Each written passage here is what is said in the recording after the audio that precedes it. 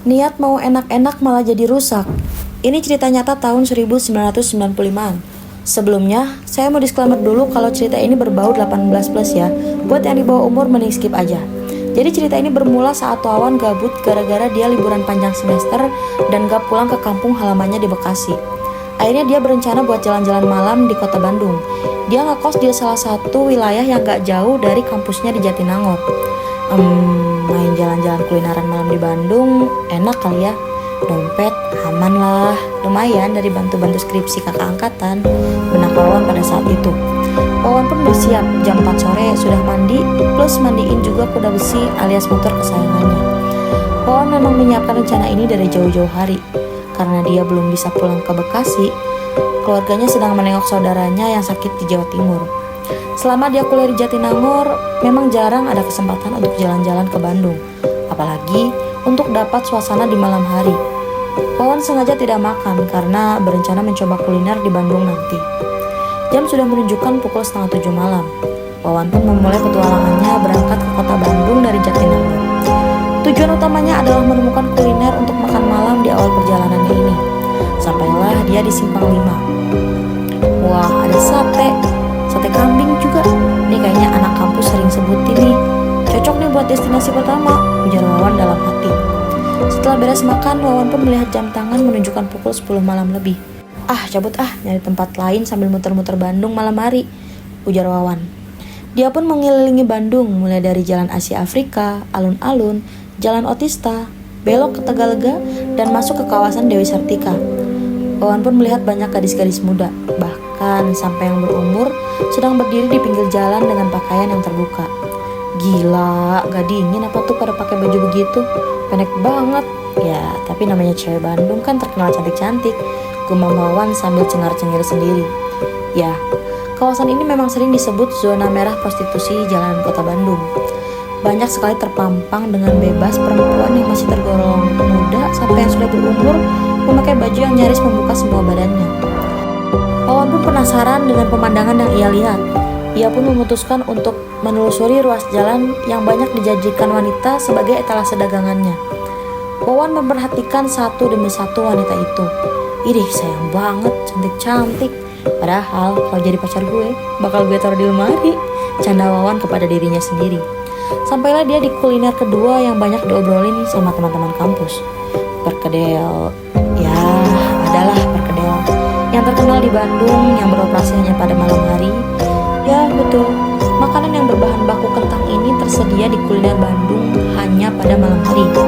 Wawan penasaran dengan perkedel ini karena namanya perkedel Bondon, yang artinya adalah perkedel wanita tuna susila. Memang ekstrim, tapi ternyata diambil nama itu karena tempat kuliner tersebut dikelilingi oleh para PSK. Setelah menikmati kuliner bernama ekstrim itu, Wawan kembali menaiki motornya untuk mengarahkan kembali ke Jatinangor. Sesampainya di jalan gelap di Tegalega, Wawan menemukan gadis cantik nan seksi, layaknya PSK sedang dilecehkan oleh pria. Wawan refleks mendekati tempat itu hanya untuk menolong, tetapi wanita itu berlari ke arah motornya dan loncat ke arah jok penumpang. Aduh, tolong ngebut ya, tolong saya, seru wanita itu penuh ketakutan. Wawan pun mempercepat laju motornya. Dilihat spionnya, lelaki itu tidak mengejarnya. Teteh tenang ya, ini udah jauh kok, aman, ujar Wawan sambil memberhentikan motornya di dekat mall yang sepi dan gelap. Emang teteh mau kemana? Biar saya anter ya, ujar Wawan sambil tetap berada di motornya. Nggak tahu tapi saya mau ke tempat terakhir saya, jawab perempuan itu. Terakhir? Kemana itu teh? Nama jalan? Tanya Wawan lagi. Lembang jawab perempuan itu singkat dan datar.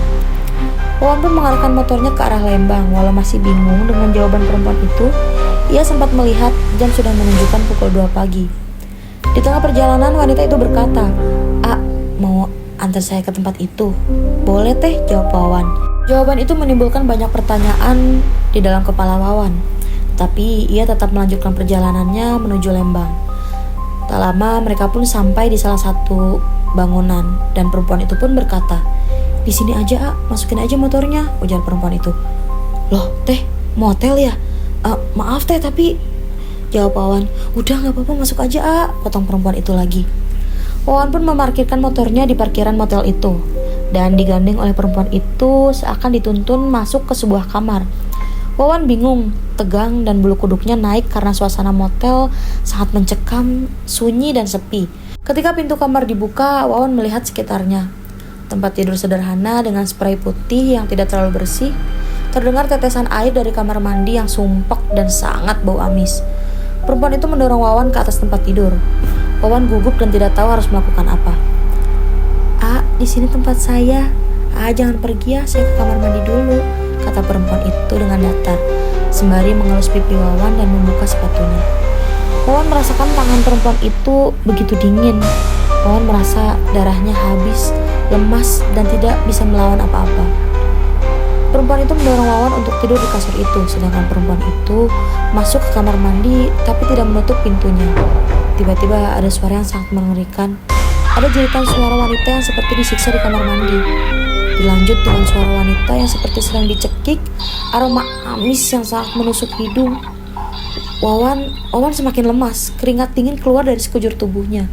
Dan tiba-tiba muncul sosok wanita dengan rambut yang diurai tidak beraturan, dengan kabel yang masih menjerat di leher, dan perempuan itu menghampiri Wawan lalu mengeluarkan suara ketawa yang sangat mengerikan.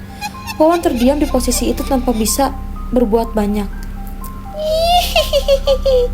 Laki-laki jahat, seru perempuan itu dengan nada suara yang sangat mengerikan. Wawan merasakan seperti sesak nafas dicampur bau amis yang sangat menyengat. Badan Wawan lemas dan akhirnya tidak sadarkan diri. Tak lama itu ada salah satu suara yang membangunkan Wawan. Mas lagi ngapain di sini? Uji nyali atau ada acara apa? Kamar ini masih harus dikosongin, Mas. Ayo keluar, ujar seorang pria menepuk dan membangunkan Wawan.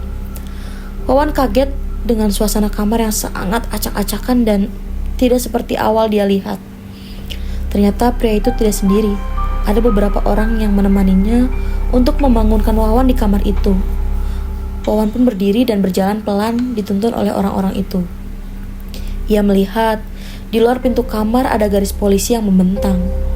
Mas, kamar itu masih disegel sama polisi. Soalnya masih dalam penyidikan. Penyidikan apa? Tanya Wawan. Itu ada kasus pembunuhan perempuan muda. Masih gak boleh dimasukin motelnya. Masih ditutup juga. Kok Mas bisa ada di sini? Ujar salah seorang pria yang mencoba menjelaskan. Wawan hanya terdiam 1000 bahasa. Dia bingung, takut, dan tegang menyatu dalam pikirannya.